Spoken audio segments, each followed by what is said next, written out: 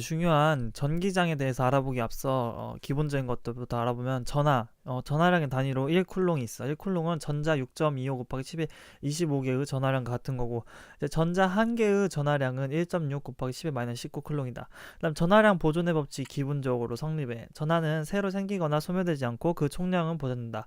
그다음 대전열, 이거는 물체를 마찰시킬 때 전기를 띠는 것은 전자의 이동 때문이다. 전자를 얻은 물체가 음전화가 돼. 그래서 털과 유리가 있을 때 이제 털을 유리에 문대면 털에서 유리 쪽으로 전자가 이동해서 유리가 그 전기를 띠게 되는 것은 이 전자의 이동 때문이다. 자, 그 다음 전기력인데, 이렇게 두 전하가 있을 때 작용 반작용의 전기력을 서로 가하게 된다. 전기력 F는 K, R제곱, Q1, Q2. 또 K는 4파 입실론 제로분의 1이다. 이 입실론 제로는 유전율이라고 해서 두 전하 사이에 공간을 차지하는 물질의 종류에 따라 이 작용 반작용 전기력이 달라지거든. 그걸 반영해주는 값이라고 할 수 있다. 그리고 자연계에서 가장 기본적이면서 중요한 힘 두 개가 전자기력과 만유인력이다. 본격적으로 전기장에 대해서 이제 살펴보기 전에 중력장을 보면 이렇게 질량이 큰 물체 또는 여하튼 질량이 있는 물체 둘 사이에는 이제 중력이 작용하는 공간이 생겨.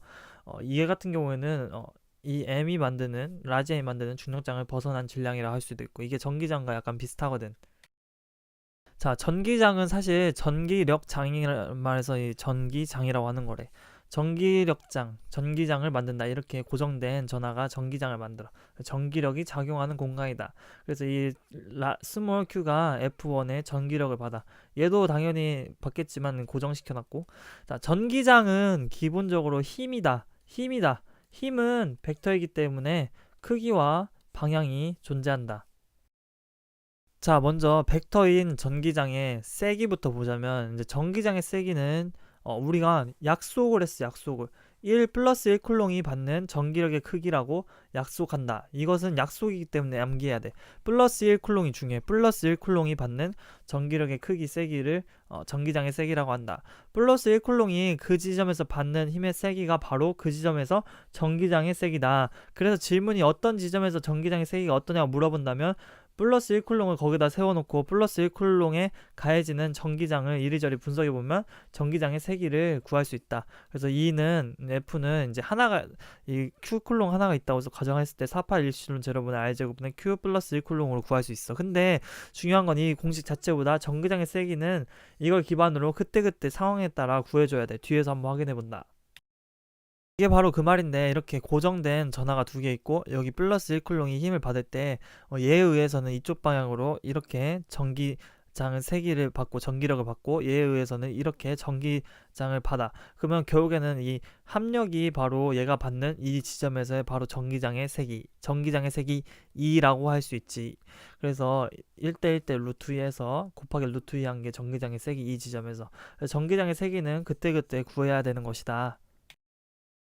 다시 한번 강조한다. 어느 지점에서의 전기장의 세기는 플러스 1쿨롱이 그 지점에서 받는 전기력의 크기다. 이거 무조건 암기. 플러스 1쿨롱이 받는 힘, 플러스 1쿨롱이 받는 힘이 전기장의 세기. 따라서 플러스 1쿨롱 말고 Q쿨롱이 받는 전기장의 세기, 전기력은 2에다가 Q를 곱해주면 돼. 그래서 Q2라고 한다. 자, 방금까지 전기장의 세기를 알아봤다면, 전기장은 역시 벡터이기 때문에 방향에도 의미가 있어.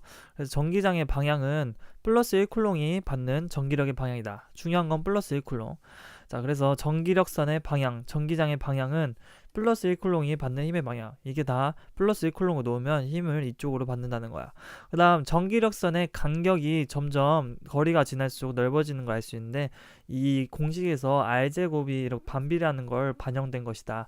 그래서 전기장의 세기가 점점 간격이 넓어질수록 약해. 그렇다면 반대로 간격이 일정하다면 전기장의 세기가 일정하다고 할 수가 있어.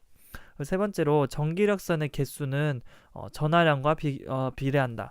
전기력선은 전기선속이라고도 해. 그래서 그 전하량이 크면 더 많은 전기력선이 그려진다. 이게 바로 플러스 Q와 플러스 2Q에서 이제 전기력선의 개수가 전하량과 비례한다는 내용이다. 그 전기장의 방향이 플러스 1쿨롱이 받는 힘의 방향이기 때문에 마이너스 Q쿨롱이 만드는 그 전기장에서는 전기력선이 이렇게 안으로 들어가는 것처럼 그려지게 돼. 이렇게 안으로 들어가는 것처럼.